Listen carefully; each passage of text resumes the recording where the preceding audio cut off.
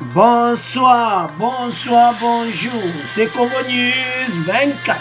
Bande Konanga, comme toujours avant de commencer notre émission, nous disons merci à Dieu.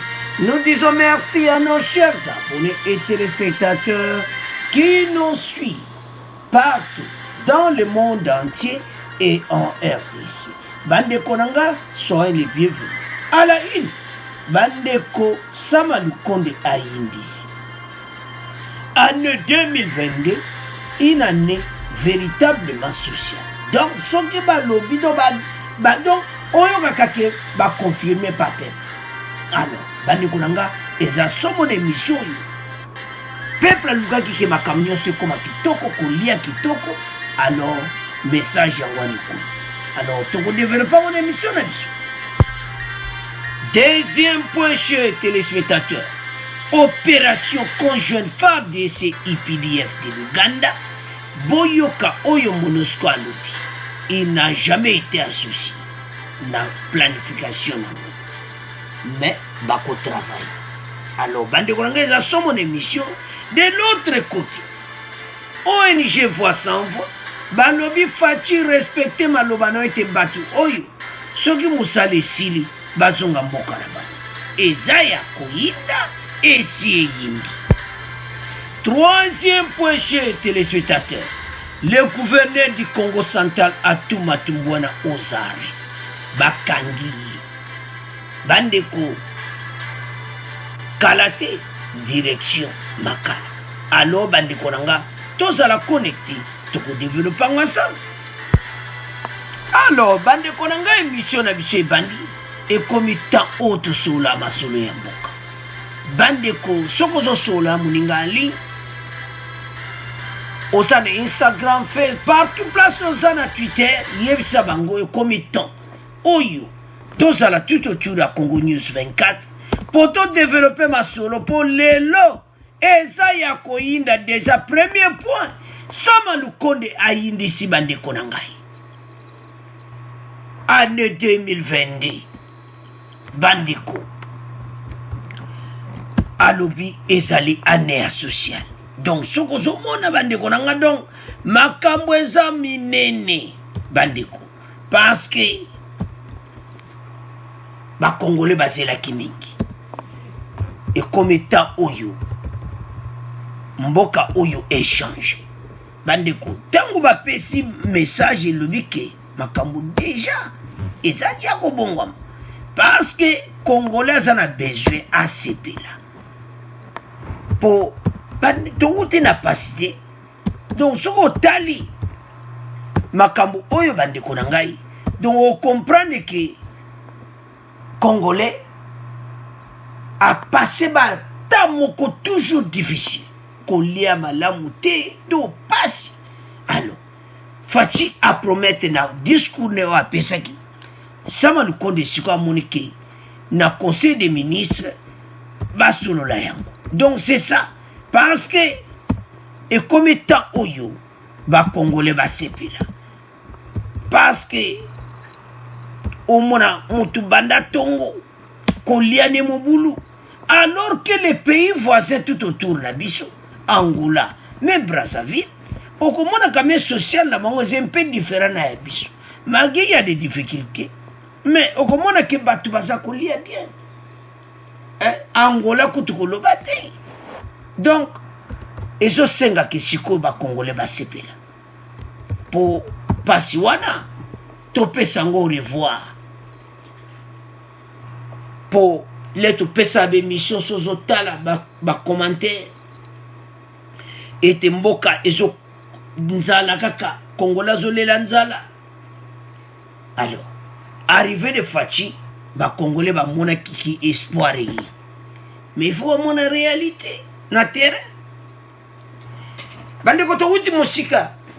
Même le lo sama le konde ya kolobake année véritablement social ba wuti musika.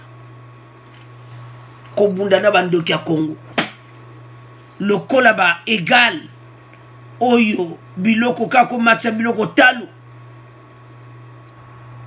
Pays mouné le kola RDC sana ba richesse. Congolais okufa nzala chaque jour. Mais gouvernement oyo balobi toza gouvernement baguerrier balobi tokotikala nsima te bamoni ke bayebisa bakongole conseil des ministres ezalaki ya koyinda bandeko na ngai. C'est le premier ministre Sama Lukonde qui a présidé vendredi 18 décembre la réunion du conseil des ministres. Il a signifié aux membres du gouvernement le souhait de voir les conditions sociales de la population s'améliorer. Et pour cela, Sama Lukonde attend faire de 2022 une année véritablement sociale. Bande qu'on a pas domaine belé. Misala, kolia kutu gouvernement sia bonsi nende wo mona wana ba shinsha et utoka na Namibia raka donc plein à craquer kalate ko sopana marché et ko koma ke yoso chebilo ko talo do biloko na yo ekotula okinoteka ngosoki wapi parce que tout est bien préparé. Congolais pour aller à ta soso même na ba ne ba feti boy c'est difficile mais ko ça aller chuter to pesa ngo mu Congo. Des millions de Congolais souffrent par manque aux zanga, pas de travail. Les jeunes, les jeunes diplômés, madame na sanzete. Gouvernement va le vite, photo bon sang. Projet c'est belé, ya misala, avant mettre ya rabilo kakulia. Bouyebike, bazo sala. Oyo, to bengike, donc, mais, projet wana net yoyo ya route banzele banakotonga mana RDC to batu banakozwa ba travaux projet batterie car électrique misale monana mboka na biso to produisaka oyo kaka car électrique banakosamba na RDC société biso moto monosala batterie wa au lieu que et qui va pays européen na chinois partout dans le monde bazwa kauna ba américain ba sabise ba no salama na RDC ba projet les déjà lancé na forum elegaka et pas congolais na nyonso wana kolia alors yangwana ba bongisi. Le premier ministre a attiré l'attention des membres du gouvernement sur un point important que le président de la République a mis en exergue durant son adresse à la nation et qui a toujours été sa lutte dans les échanges qu'il a avec chacun des membres du gouvernement, à savoir les actions à impact visible et social que la population attend avec impatience, rapporte Patrick Mouyaya, porte-parole du gouvernement, dans le compte rendu de la 33e réunion du Conseil des ministres au Bozo Monawana, ce vendredi 17 décembre 2021. Tokotia la bino yango. Tokotia bino extrait wana parce que ba Congolais bazeli mingi. Bazana besoin ba monango visible. Alors sans plus tarder, toyoka Patrick Mouyaya ndenga reporter ba décision Sama Lukonde azui na gouvernement ba guerrier. Bon, to continuer mission na biso. Le ministre a adressé en son nom et au nom de tout son gouvernement des vives félicitations au président de la République, chef de l'État, pour les avancées accomplies à mi-parcours sous son leadership, tant sur les plans sécuritaires, diplomatiques, politiques que socio-économiques, bien que des défis soient encore importants. Le Premier ministre a attiré l'attention de membres du gouvernement sur un point important que le président de la République a mis en exergue durant son adresse à la nation et qui a toujours été sa lutte dans les échanges qu'il a avec chacun des membres du gouvernement, à savoir des actions à impact visible et social que la population attend avec impatience. Il a exhorté les membres du gouvernement à travailler davantage et à obtenir des résultats, chacun dans son domaine respectif. Il a conclu son propos en paraphrasant le président de la République. L'année 2022 doit véritablement être l'année du social pour le peuple.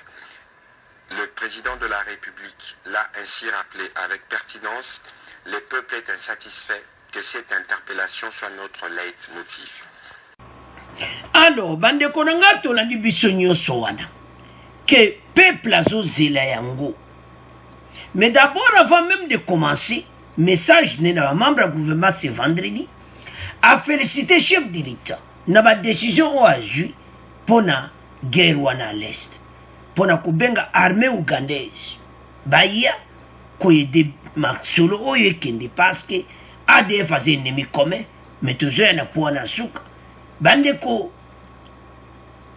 eza exploit déjà et salami malgré ba défi eza makasi alors parce que na côté de ça qui sont tali ka distance oyo mboke so tali place ya kuti na maboko ya Kabila na temps ya sali 2 ans et demi à mi-mandat donc il faut te féliciter Fachi que quand même a sali quelque chose malgré y a les hauts et les bas o ezangakati donc a sali effort na makambo yango a féliciter bango pona oyo a sali na guerre wana na batongolo miso oyo bazolemba te bandeko makambo wana ekomaki ekosila alors tozonga na dossier na biso ya social bandeko soki gouvernement alobi boye polele eza oyo eza kutu promesse te donc eza clair parce que tosi tomoni baaction tosi tomoni ke balo ya batonne ya bashisha etondi déjà na Kinshasa bazozela donc mbala moko masolo ebandi donc on comprendre que baza na souci ya peuple parce que peuple congolais na Afrique centrale na ndenga mabe te toza parmi bapays oyo bazosouffrir na Afrique centrale na kolia l'Angola kolia pena basi bamaîtrisa mais biso mawa trop. Il a exhorté les membres du gouvernement à travailler davantage, à obtenir des résultats chacun dans son domaine respectif. Il a conclu son propos en paraphrasant le président de la République. Bandeko, et ça somme. Parce que Fachi, déjà, à l'Obakiango, dans l'état de la nation. Yango Saba le Konde a confirmé par les Congolais en paraphrasant le président de la République. L'année 2022 doit véritablement être l'année du social pour le peuple, a ajouté Patrick Mouyaya. Tout l'année. Donc, baza pendant la décision Congolais a mon changement. Bandeko, tu souffres mais. Yango photo CP là. To women la EDC. Tout le monde a présenté. Oyo pena du décision de ya ju était a aidé Mboka na ba problème tout ça. Le Fatia telemi a levé comme temps ba Congolais ba CP. Social et ça là. Yango chef photo ça va Congolais que présence à la volonté à Mboka. Ce qui te montre erreur net yo makambo ba police rwandaise toye bandena koloba ngona peuple surtout bande kwa média toye bandena ko passer message parce que toza na chef de l'état ou azana souci na biso mboke ke liboso asambu il peut y avoir des erreurs alors toye bandenge nini bande ko nyonso toye ba comment ko passer message wana parce que ce qui arrive souvent toujours il y a porte-parole à peuple tant toujours là-bas. Tant que tu as un message, tu y es bandé à passer. Parce que belé ba koloba yango ndenge mo pena ki tokote. Alors ekoza la pena isengote. Botala sikoyo ndenge Fachi asa kubonsa mboka. Ba Congolais bali bien bande ko na liro tozokende. Ce qui va au continent Kakaboui. Monde koyoka kena EDC. Ah, makamu kitoko. Tu as vu que ma difficulté ça. Mais que si la mbala monte ça que en 2022 on a perdu mon facilité. Tout le monde a fait un changement. Tout le monde a vraiment que oui. Moutounyoso na 1000 francs congolais. Oezaka nango ko atako liati, ou ko atako melati te. Mais au moins que benen na 1000 francs congolais, muta komi kolia. Bandeko. bazwi décision osaka nango te yango toloba ke bato to basala 20 ans pouvoir balingaki biso te batie koprépare eloko mo meme ya boye te ke bozwa bosala tu biloko ekita na marché mais non la preuve était là discussion na ba bo bazokamba égal parce égal aza parmi basociété oyo balivrable akolia ebele na RDC mais ça dirigé na bamembre ya gouvernement oyo akala oyo basala 18 ans au pouvoir mais bazoboya mais baza na problème sérieux bandeko bayuma baza bato oyo baza kodirige baégal mais balingi kokitisa biloko te mais si bolingi biso te ezosala pasi na ndenge mokili le peuple congolais aza na besoin alia asepela peuple congolais akoko continue nzala te yango gouvernement bazwi décision oyo alors les social elobi te kaka biloko akolia tozala clair bazobongisa assurance maladie universelle esunga biso na basoins médicaux parce que yango mpe moto eza problème na RDC moto aza na mbongo te akomema mwana hôpital mwana akufi soko aza na ndeko te na poto ya kosenga mbongo amema mwana hôpital donc mwana wana akobika te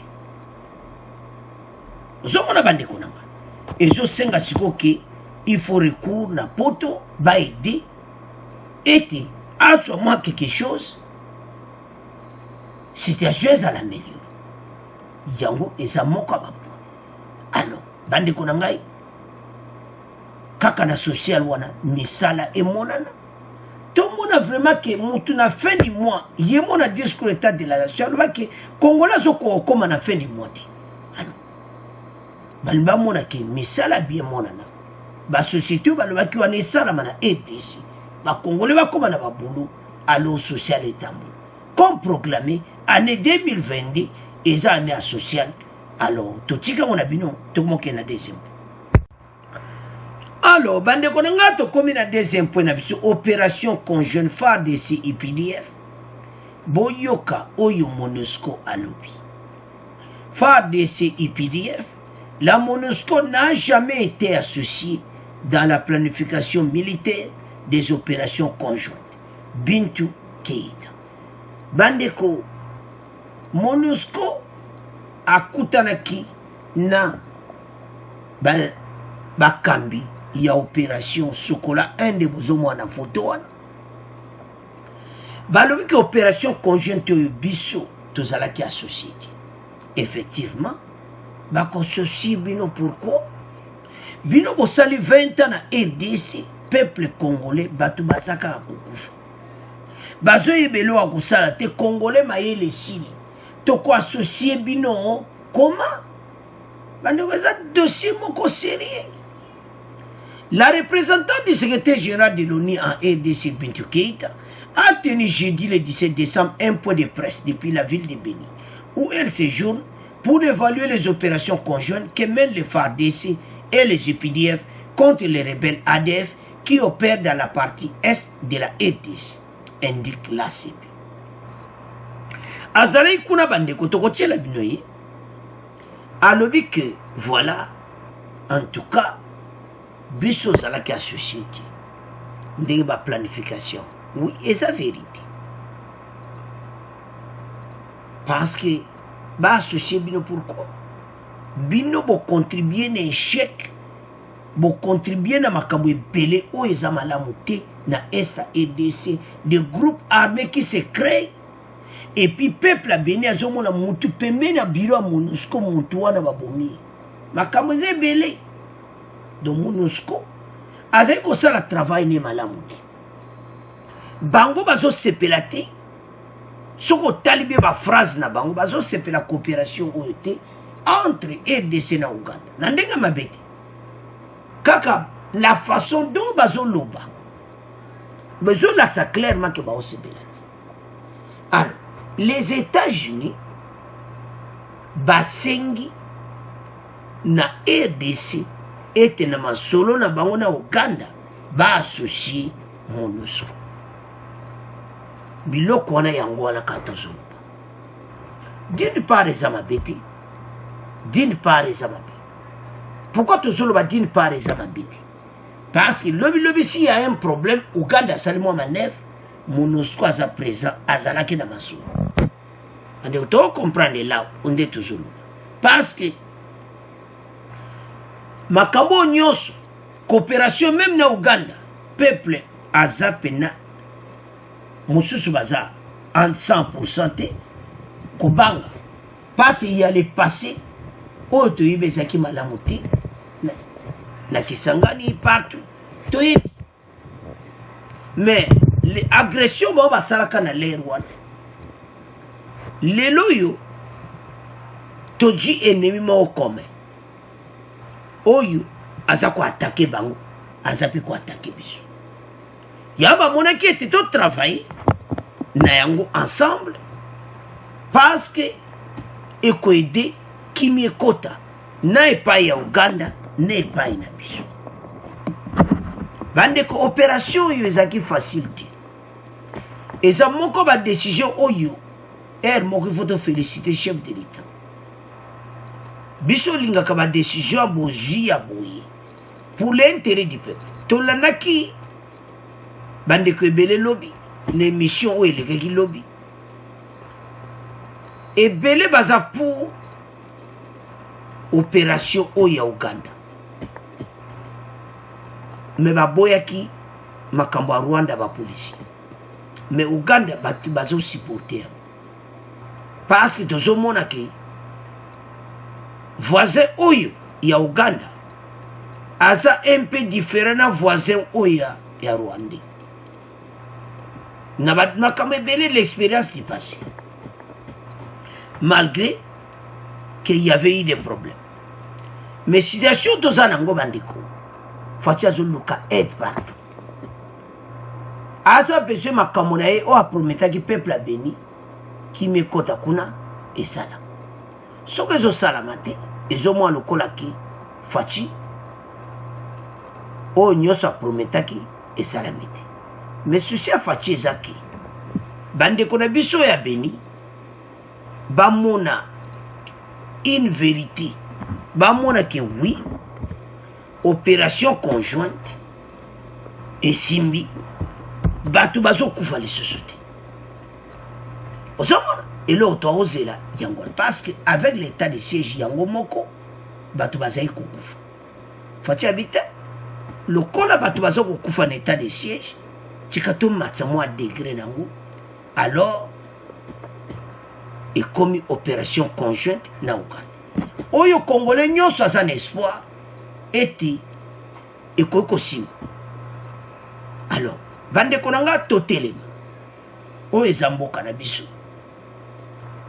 toyebi ete yale oyo eleba na makambo mosusu mais situation oyo tozomona clairement ete coopération Uganda RDC fati azwaki vraie décision po tosilana na monguna wana accepter yango parce que monguna aza monguna moko conjoint yango opération conjointe esalami mais soko otali ba façon MONUSCO azoloba ocomprendre ke bazali pena kosepela te mais baza pousse na kata masolo bakoti balobi bakotravaille tokoyoka ende ya koloba ete tokotravaille malgré planification ezalaki ensemble te mais bandime te batravaille ensemble alors toyoka Bintou Keïta parce que ça chauffe dans cette émission bongo to continuer mission na biso.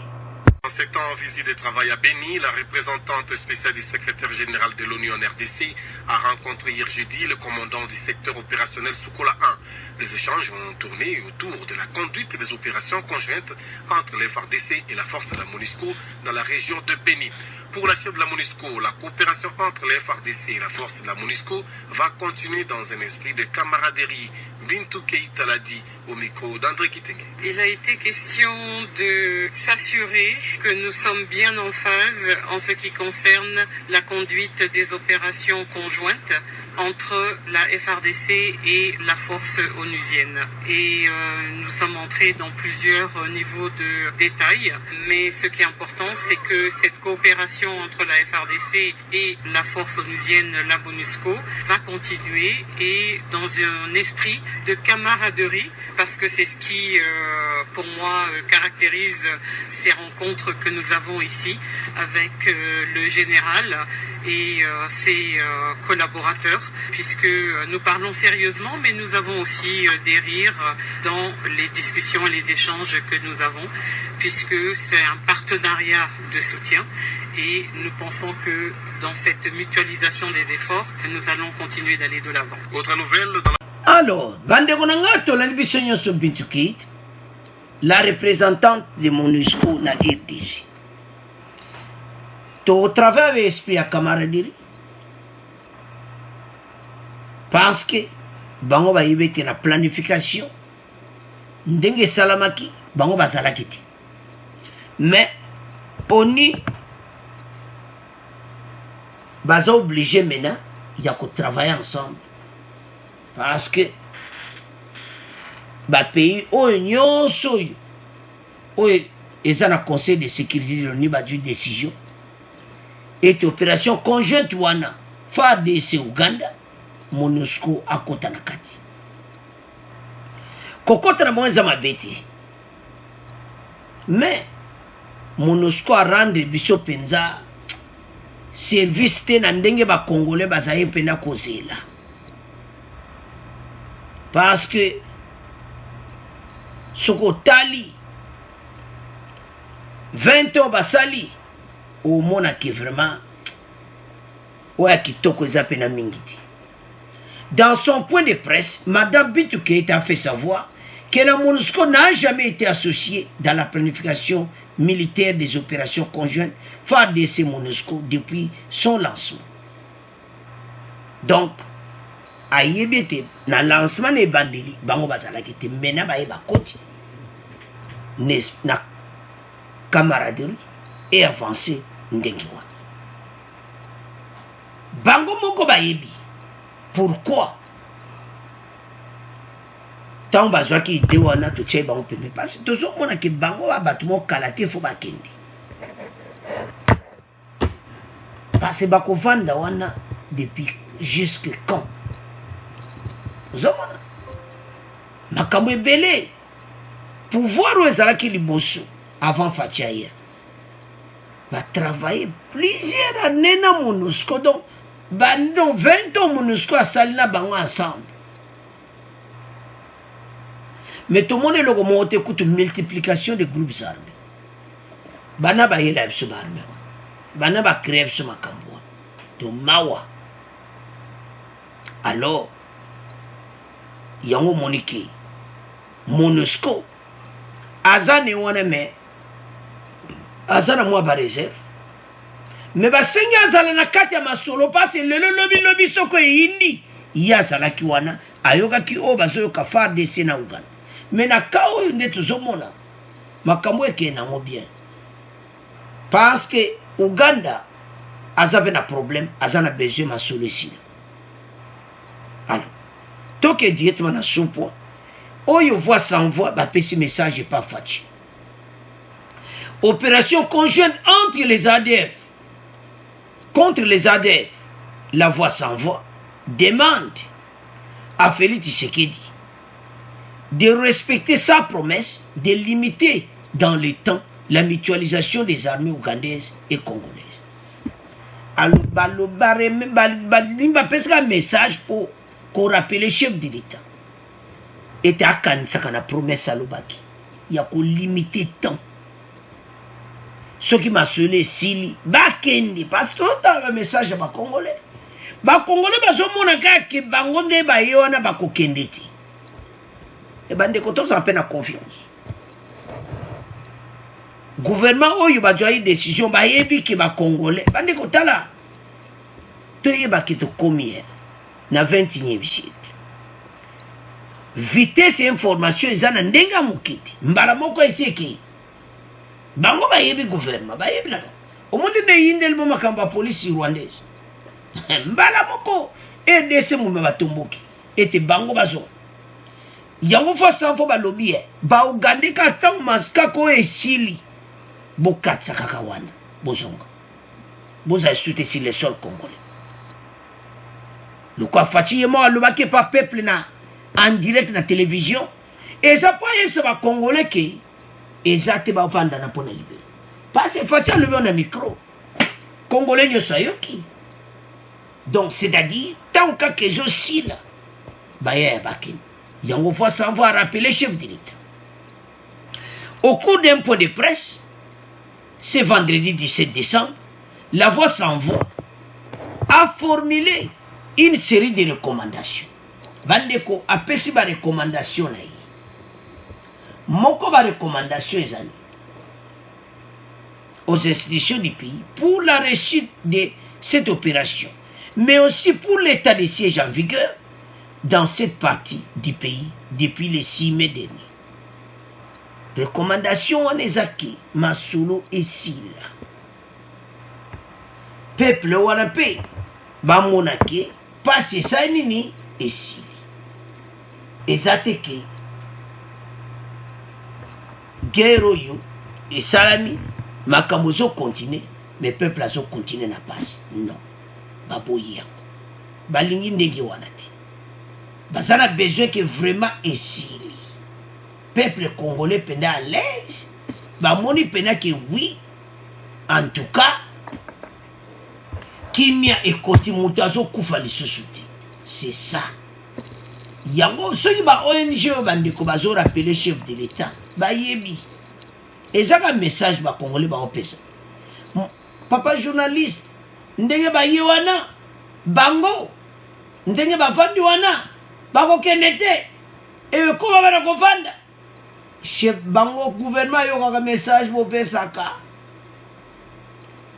biso tolingi tant que sila allez bateau baké cause à tel souci les sol congolais donc c'est ça parce que congolais azana besoin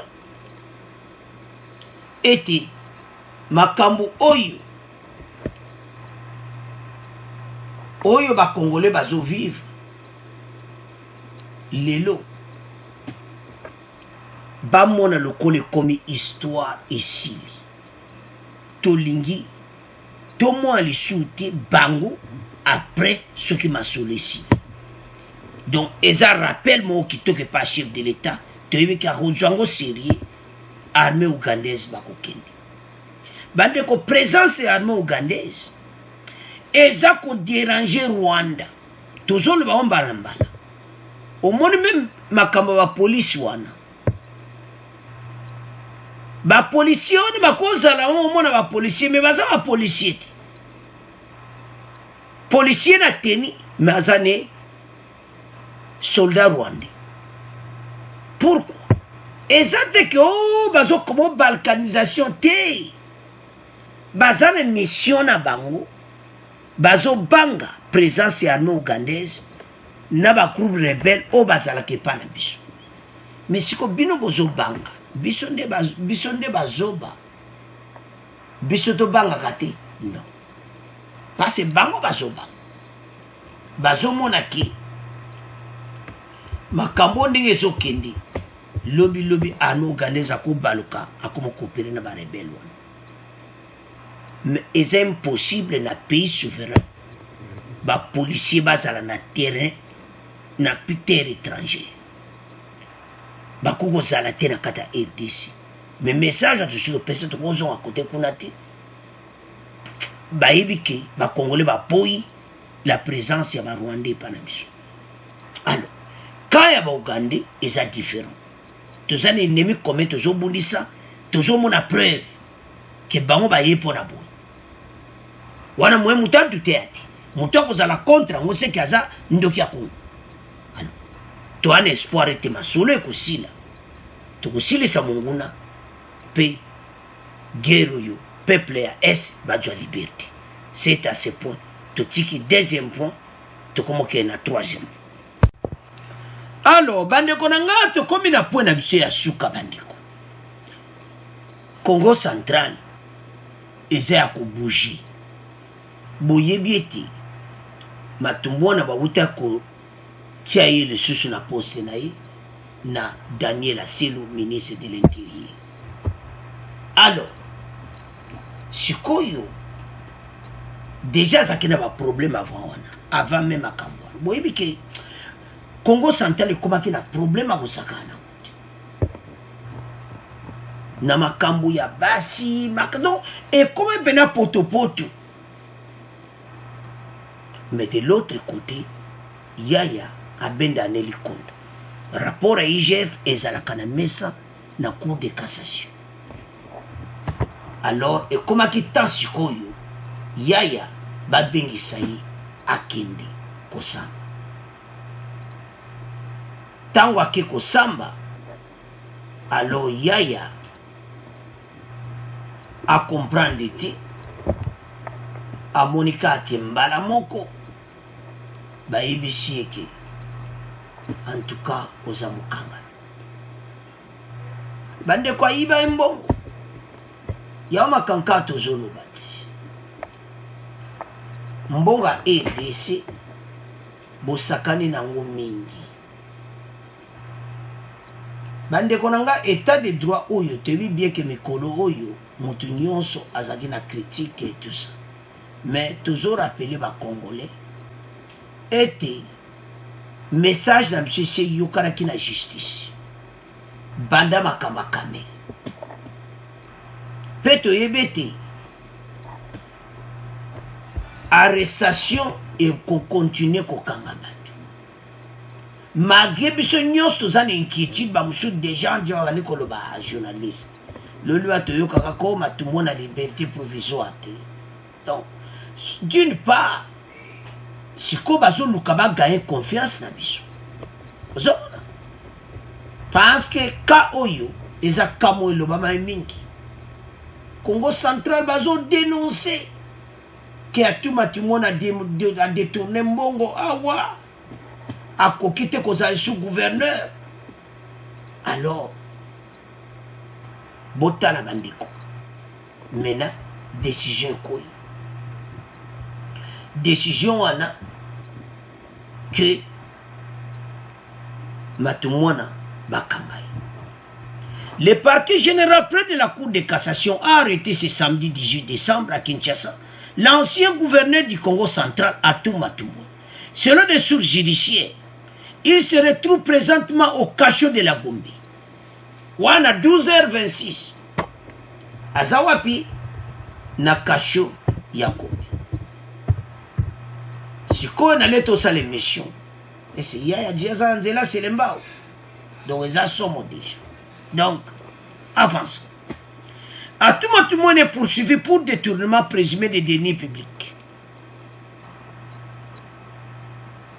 La bambongo à l'État, IGF aïe a sali ba papier ba vérification. Donc azo mona preuve ata mokoti babiti. Yaya oyo. Il faut bâtir maboko. Alors c'est ça. Ba monete ko tia maboko ezaki pene important. Yango Yaya bâtir maboko. Bandeko bateau nyonso baza PPD FCC bateau to bana link côté baza bateau oyo ba passer tant nyonso à 18 ans na maïya koyiba mbongo à l'état et puis poto tozo lela biso ba congolais ba liberté provisoire soko tali bien ezaka ka bateau wana kaka poka ba bebe c'est de droit biso to mona Fatima be parce qu'on fait qu'on travaille mon côté. Ministre de la justice azali. Ba juge bazali. On va avoir une décision. Mais ce qui va décision c'est que malamuti. Peuple a kotomboka nana. Peuple a kotomboka. Et pas il y a chef de l'État. Mais alors que ministre aluana azosala mosala il faut na niveau ya département na ye na ministère na ye azwaka badécision kitoko mpo na mboka. Mais Faci aza entouré na bandeko bato oyo soki tozomona bango tozomona qu'il y a quelque chose qui ne voit pas. Yango omoni makambo oyo nyonso. Bandeko na ngai oyo eza mboka na biso toyebi ete il y a le haut et le bas, mais biso siko totelema po to avancer mboka oyo. Mboka RDC ekende liboso, to soutenir, to critiquer oyo eza mabe, to soutenir oyo ya bien. Avançons. Le gouverneur Atouma Tumbona du Congo central dans le sud-ouest de la République démocratique du Congo est accusé de détournement de plus de 8 millions de dollars en 2020, considérés comme des avantages légaux. L'IGF avait conclu dans une note au procureur général près de la Cour de cassation que la gestion du gouverneur Matumbona au cours de l'année 2020 était caractérisée par l'absence de pièces justificatives des dépenses ayant occasionné d'importants détournements. Donc Congo central, détournement na détournement.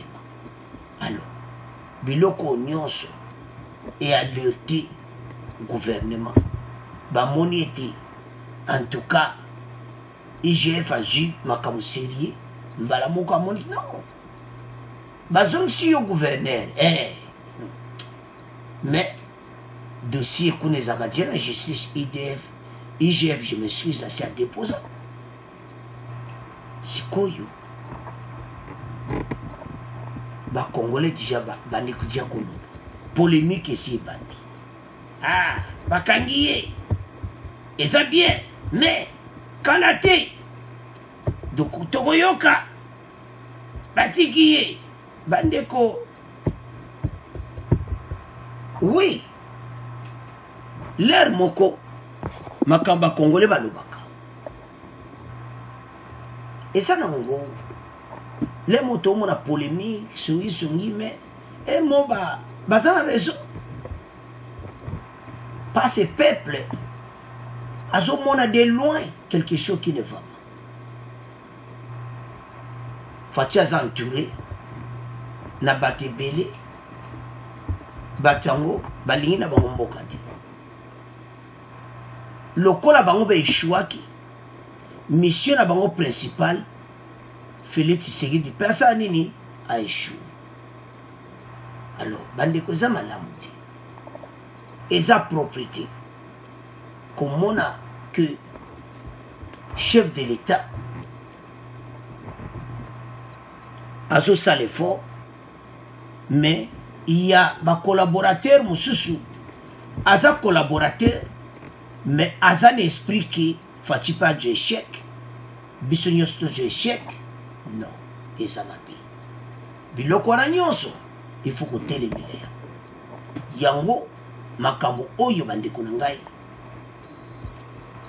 Et ça makambo oyo, Congolais nyonso, azo sepela nangoteke. Corruption et continue. Yango bazo senga assainissement total la carte de justice. Tu connais ce qu'on a pour. Bakangi batumbona, oui. Akene prison, oui. Mais, et là qu'on est toujours senga. Corruption et salade. Parce que vous avez bakanga qui ont oh batiki, oh ake makalati. Mais, makamone ezaki na 12 heures ta bakanga ki. Donc, Tilero et Monsieur Zoleka. Tout ça est battu. Mais, c'est le bas obligé. Mais là, on est bas Congolais, bas au Senga. Bas Congolais, bas au Senga. Que ma kababouye. Il faut. Moutabo Bakangi. Il faut avant dans la prison. À ça, la prison, ils sont au catelier combien? À ça, dans la prison. Parce que le Mikolo Koya, ça. ekoma te oyo na kosamba oyo bapreuve moko emonani wana tu nini bakongolais bazobuta yango bakongolais bazomona yango clair te yango ozomona critique oyo nyonso mais soki vraiment bavandi pena justice pene evandi kimia bacomprendre mposa bacongolais mayuya oyo ekosila le chef de l'état afungola miso na baentourage na ye na baministre bazwa badécision oyo bazwa badécision ya bien lokola atuma tumona bakangi ye botia ye na makala epuis congolais ayokaki asali peine na ye so bokateli ye 10 ans ou 15 ans asala 15 ans parce que soki asali 15 ans te peuple congolais abanaka kobudi abanaka koloba omoni tolobaki nini tolobaki état de droit eza te yango ekomi tan sikoyo na bakandida matumbu wana boye bolakisa peuple congolais ke état de droit ezali kaka ekufi te parce que selo bacongolais bakomi olobaki état de droit wana eza te donc état de droit ezaka mpona bapetit peuple oyo ayibaki eloko na wenze bakangi aza na makala mais bato tu bayiba bamillion bazotika bango yango ekomi ta siko gouvernement alakisa peuple congolais ke en tout cas oyibi okende prison oyo ezala oza mokonzi gouverneur ministre okende prison alors congolais aza na besoin sikoyo ezala bongo intouchable azala te parce na mikolo makambo eleki ya bakonga kamere edécourage ye bato alors bolakisa biso ke état de droit ezongi mpo mpona koresume point oyo tozoloba boye bacongolais tala oyo eza mboka na biso toloba mabe oyo basali me tosundola bango te tosupporte bango toyebisaka bango mabe oyo nyonso basali ete erepete lisusu te na mboka na biso bandeko na ngai c'est à ce point tokoma clôturer mission na biso bo abonner massivement bo partager au revoir à la prochaine.